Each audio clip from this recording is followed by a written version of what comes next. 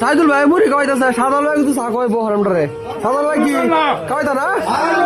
হ্যাঁ আচ্ছা, সাদাল ভাই কইছে না কিন্তু কইছুন। আচ্ছা পরে একদিন কয় ওটা চল লাগবে, চল আমি 2 দিন গাড়ি চলাই লই বিরিয়ানি খাওয়াম সবাই।